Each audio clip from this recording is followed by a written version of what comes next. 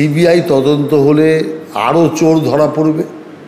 যিনি বলছেন তিনিই হয়তো দেখলেন জেলখানায় চলে গেল, কারণ ইতিমধ্যে নতুন যে শিক্ষামন্ত্রী বা বর্তমান শিক্ষামন্ত্রীর সাথে নানান দুর্নীতির কানেকশান কিন্তু ইতিমধ্যে পাওয়া যাচ্ছে। অর্থাৎ কোন দিন দেখবেন আগের শিক্ষামন্ত্রী জেলে, বর্তমান শিক্ষামন্ত্রীও জেলে, এরকম ঘটনা ঘটতে পারে।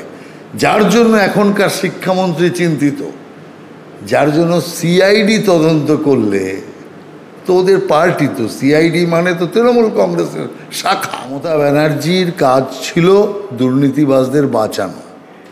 কি করে যারা দুর্নীতি করলো, যারা চুরি করলো, তাদেরকে রক্ষা করা যায়, সেই কাজটা মমতা ব্যানার্জি করেছে। আর কেন্দ্রীয় সরকার যারা অপরাধী তাদের ধরার জন্য কঠোর আইন তারা করেছে। কংগ্রেসে কে প্রেসিডেন্ট হলো আর কে হলো না, আর কে কী দায়িত্ব পেলো কে পেলো না, এতে রাজনীতিতে কোনো প্রভাব সৃষ্টি হবে না। আর বিজেপির মতো করে চলছে। যদি কেউ এই চলার পথে আমাদের সাথে আসতে চায় তো আসতে পারে, আমাদের দরজা তো সবসময় ভালো মানুষের জন্য খোলা, সেই যে পার্টি হোক আর যে মতই হোক। মানসিকভাবে সুস্থ থাকাটা আপনার অধিকার। বেশি রাগ, দুঃখ, হতাশা, ভয়, অবসাদে মানসিক অসুস্থতার মধ্যে আনন্দ ফিরে পেতে আজই চিকিৎসা করুন। অনলাইনে কাউন্সেলিং এর সুযোগ রয়েছে। Get your mind's best friend doctor busy Dastidar. স্ক্রিনে দেওয়া নম্বরে যোগাযোগ করুন। দীর্ঘদিন ধরে সন্তানহীনতার সমস্যাতে ভুগছেন? আর দেরি না করে আজই চিকিৎসা করান ভারতের অন্যতম প্রধান সারির আইভিএফ চিকিৎসক এবং গবেষক ডক্টর সুদর্শন ঘোষ দস্তিদারের থেকে। 40 বছরের অভিজ্ঞতা আপনার সমস্যা সমাধান করবেই। স্ক্রিনে দেওয়া নম্বরে যোগাযোগ করুন। যে পরীক্ষা সংক্রান্ত যে প্রশ্ন ফাঁস হয়েছে, নতুন একটা আইন আজকে গতকাল থেকে প্রণয়ন করা হয়েছে, সেই নিয়ে বিরোধীরা বলছে যে এটা দায় সারার জন্য এটা কেন্দ্র সরকার করছে। এই নিয়ে আপনার কি প্রতিক্রিয়া? দেখুন, নিট ও নেটের যে দুর্নীতি হয়েছে জানা মাত্রই কেন্দ্রীয় সরকার পরীক্ষা বন্ধ করে দিয়েছে। সিবিআই ইনকোয়ারি করে দিয়েছে। ইনকোয়ারিতে কিছু অপরাধী ধরাও পড়েছে, বাকিদের খোঁজ চলছে। অথচ পশ্চিমবাংলা একটা নিয়োগ দুর্নীতি হলো, এসএসসির এত বড় দুর্নীতি হলো। মমতা ব্যানার্জির কাজ ছিল দুর্নীতিবাজদের বাঁচানো। কি করে যারা দুর্নীতি করলো, যারা চুরি করলো, তাদেরকে রক্ষা করা যায়, সেই কাজটা মমতা ব্যানার্জি করেছে। আর কেন্দ্রীয় সরকার যারা অপরাধী তাদের ধরার জন্য কঠোর আইন তারা করেছে। অতএব এর থেকেই বোঝা যায় কেন্দ্রীয় সরকার চায় দুর্নীতি দেশ থেকে একদম মূলোচ্ছেদ করতে, আর মমতা ব্যানার্জি সহ বিরোধীরা চায় দুর্নীতির শিকড় আরও মাটির ভেতরে ঢুকাতে। সেই কারণে দুজনের মধ্যে অনেক তফাৎ আছে। কিন্তু এই যে এনটিএ এর কারণেই তো, মানে যেহেতু এনটিএ গোটা এক্সামগুলো নিচ্ছে, তো তাদের মানে তার দায়িত্বে যখন এই দুর্নীতিটা হয়েছে, তাদের দায়িত্বের সময়, তো সেটাই এনটিএ বিরোধীরা বলছে যে এবার আগে যেমন ছিল রাজ্যভিত্তিক সেটা করে দেওয়া হবে। এই নিয়ে আপনার না, কোনো প্রশ্ন নেই, যা আছে সেটাই ঠিক আছে। কিন্তু দুর্নীতির বিরুদ্ধে নজরদারি এবং দুর্নীতি রোধ করার জন্য যে আইন করা হয়েছে, সেই আইনই আগামী দিন এই দুর্নীতি রোধ করতে পারবে। এবিভিপি পথে নেমেছে, এনটিএ এর বিরুদ্ধে তারা কথা বলছে। তা আপনার মনে হয় না যে এনটিএ প্রশ্নের আওতায় আসা উচিত? যেটা কেন্দ্রীয় সরকার করছে আমি সেটা নিয়েই বলছি। নানান ছাত্র সংগঠন নানান বিষয় নিয়ে আন্দোলন করতেই পারে, কিন্তু কেন্দ্রীয় সরকারের যেটা দিক নির্দেশ, সেই দিক নির্দেশে কেন্দ্রীয় সরকার চলবে। এই নতুন সরকার আসার পরে এমন ঘটনা ঘটলো, সেটা একটা ধাক্কা বলে আপনার মনে হয়? না, কোনো ধাক্কা নয়। ঘটনাটা হচ্ছে আপনার দুর্নীতি হয়েছে, কেন্দ্রীয় সরকার যদি সেটাকে বাইপাস করত, চোখ বন্ধ করে থাকতো, যে পরীক্ষায় প্রশ্নপত্র ফাঁস হয়েছে সেটা দেখেও যদি না দেখতো, পরীক্ষা বাতিল না করতো, তাহলে কিন্তু একটা বিষয় ছিল।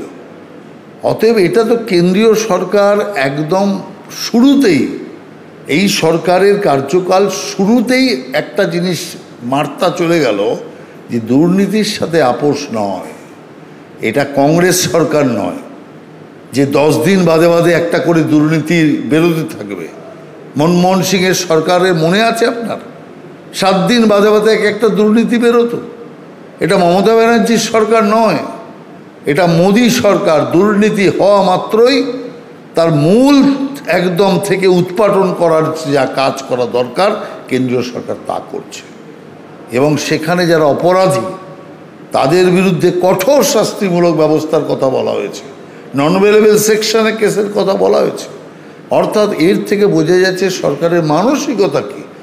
সরকার চাইছে যে দুর্নীতি কোনোভাবে প্রশ্রয় দেওয়া যাবে না, কিন্তু মমতা ব্যানার্জি যারা চুরি করলো, যারা পয়সা দিয়ে চাকরি নিল, তাদের পক্ষে গিয়ে ওকালতি করছে।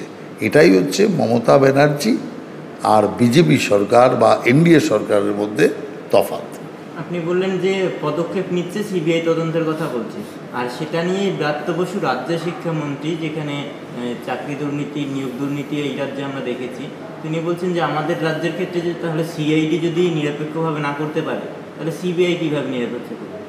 না না না, ব্যাপারটা হচ্ছে সিআইডি আর সিবিআইয়ের মধ্যে আপনার এই রাজ্যের যে দুর্নীতি হয়েছে সেটাকে আপনার হালকাভাবে যাতে দেখা হয় সেই জন্য কি বলা বা এই প্রচেষ্টা?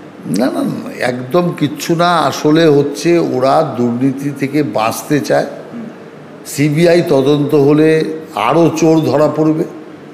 যিনি বলছেন তিনিই হয়তো দেখলেন জেলখানায় চলে গেল, কারণ ইতিমধ্যে নতুন যে শিক্ষামন্ত্রী বা বর্তমান শিক্ষামন্ত্রীর সাথে নানান দুর্নীতির কানেকশান কিন্তু ইতিমধ্যে পাওয়া যাচ্ছে। অর্থাৎ কোন দিন দেখবেন আগের শিক্ষামন্ত্রী জেলে, বর্তমান শিক্ষামন্ত্রীও জেলে, এরকম ঘটনা ঘটতে পারে। যার জন্য এখনকার শিক্ষামন্ত্রী চিন্তিত, যার জন্য সিআইডি তদন্ত করলে তো ওদের পার্টি, তো সিআইডি মানে তো তৃণমূল কংগ্রেসের শাখা, অতএব সিআইডি তদন্ত করলে তৃণমূল কংগ্রেসের সুবিধা হবে, সবাইকে ক্লিন চিট দিয়ে দেবে। সিবিআই তদন্ত করলে মুশকিল। কিন্তু আদালত একদম ভয়ই হচ্ছে তো, যাতে কোনো মূল্যে যাতে সিবিআই ইনকোয়ারি না হয়। কিন্তু সিবিআই ইনকোয়ারি হচ্ছে আদালতের নির্দেশে, কেন্দ্রীয় সরকারের নির্দেশে নয়। আদালতের নির্দেশে তদন্ত চলছে, আদালতের যে পুরোপুরি তাদের তত্ত্বাবধানে তদন্ত চলছে। অতএব চিৎকার করলে হবে না।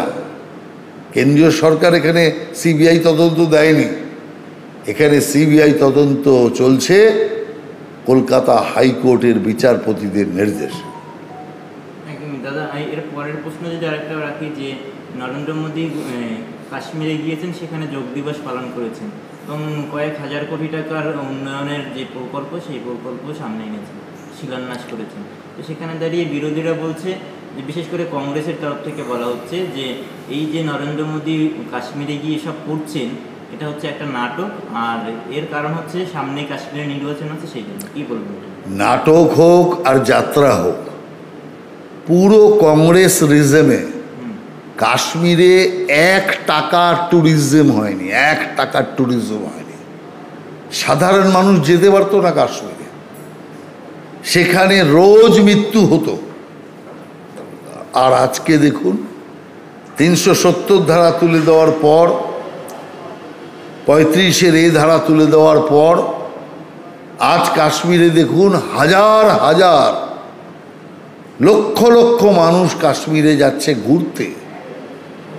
অর্থাৎ পর্যটন শিল্প আবার নতুন করে মাথা চারা দিয়ে উঠেছে, যাতে কাশ্মীরের আয় বাড়ছে। অতএব সেই জন্য কংগ্রেস, তৃণমূল এরা হচ্ছে সব ভোটের নিরিখে দেখে, বিজেপি ভোটের নিরিখে দেখে না। বিজেপি শান্তির মরুদ্যান তৈরি করার কাজ করে, আর সেটা কাশ্মীরে করেছে। কাশ্মীর যে কত নিরাপদ সেটাই বোঝানোর জন্য যোগা অনুষ্ঠান কাশ্মীরে মোদিজি করেছেন, যে কাশ্মীরে পা রাখতে আগের প্রধানমন্ত্রীরা ভয় পেত, কাশ্মীরের নাম শুনলে ট্যুরিস্ট ভয় পেত। আজ সেই কাশ্মীর এত মুক্তাঞ্চল, এত শান্ত পরিবেশ যে মোদিজি সেখানে যোগা দিবস পালন করতে যাচ্ছে। নরেন্দ্র মোদী নিজে যাচ্ছেন সেখানে কাশ্মীরে, মানে এমন একটা বার্তা থাকে যে কাশ্মীর জঙ্গিদের কারখানা, অমুক তমুক এই ধরনের। কিন্তু ওই যে কিছুদিন আগে, গত 1 মাসের মধ্যে 2বার আমরা দেখেছি, 2-3বার কাশ্মীরে হামলার চেষ্টা হয়েছে এবং একবার হামলা হয়েছে, পুণ্যার্থীরা মারা গেছেন। তো জঙ্গিদের ক্ষেত্রে বা এরকম যারা শত্রুরা রয়েছেন, ভারতের জন্য যারা শত্রু, তাদের একটা বার্তা দেওয়ার চেষ্টা যে প্রধানমন্ত্রী সেখানে যাচ্ছেন, কাশ্মীর নিরাপদ, এদিকে তাকানো যাবে না। না না, ট্যুরিস্টই যাচ্ছে, নিরাপদ তো আছেই। আর প্রধানমন্ত্রী গিয়ে এটা বুঝিয়ে দিচ্ছে যে কাশ্মীর নিরাপদ আছে, নিরাপদ থাকবে। কাশ্মীরকে কোনোভাবেই আমরা পুরনো অবস্থায় ফিরিয়ে আনতে দেব না, এটাই মোদিজির বার্তা। অতএব মোদিজি নির্ভয়ে কাশ্মীরে মানুষ আসুক, এই বার্তাই লোককে দিতে চায়। আর বিরোধীরা চায় কাশ্মীরে আবার সেই উগ্রপন্থী লোকেরা তারা কবজা করুক, উগ্রপন্থা চলুক কাশ্মীরে। এটাই হচ্ছে কংগ্রেসের মূল ইচ্ছা। কারণ কংগ্রেসের কারণের জন্য কাশ্মীরে এত হানাহানি হয়েছে। কংগ্রেসের কথা যখন আসলো, রাজ্য কংগ্রেসে একটা টানাপোড়েন দেখা যাচ্ছে, সেখানে কিছু দল বদলও আসতে পারে। তো সেখান থেকে কোনো ব্যক্তি বা বড় কেউ আপনাদের সঙ্গে যোগাযোগ রাখছেন? বা কংগ্রেসের কোনো আশা নেই, মানে আমাদের রাজ্য থেকে আপনাদের দিকে আসবে, মানে আমাদের রাজ্যেই কংগ্রেসের কোনো আশা নেই, কংগ্রেসের কোনো ভবিষ্যৎ নেই। অতএব কংগ্রেসে কে প্রেসিডেন্ট হলো আর কে হলো না, আর কে কী দায়িত্ব পেলো কে পেলো না, এতে রাজনীতিতে কোনো প্রভাব সৃষ্টি হবে না। আর বিজেপির মতো করে চলছে। যদি কেউ এই চলার পথে আমাদের সাথে আসতে চায় তো আসতে পারে, আমাদের দরজা তো সবসময় ভালো মানুষের জন্য খোলা, সেই যে পার্টি হোক আর যে মতই হোক। মানসিকভাবে সুস্থ থাকাটা আপনার অধিকার। বেশি রাগ, দুঃখ, হতাশা, ভয়, অবসাদে মানসিক অসুস্থতার মধ্যে আনন্দ ফিরে পেতে আজই চিকিৎসা করুন। অনলাইনে কাউন্সেলিং এর সুযোগ রয়েছে। Get your mind's best friend, doctor B G. Dastidar. স্ক্রিনে দেওয়া নম্বরে যোগাযোগ করুন। দীর্ঘদিন ধরে সন্তানহীনতার সমস্যাতে ভুগছেন? আর দেরি না করে আজই চিকিৎসা করান।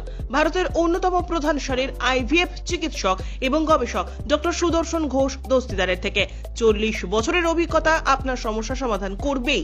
স্ক্রিনে দেওয়া নম্বরে যোগাযোগ করুন।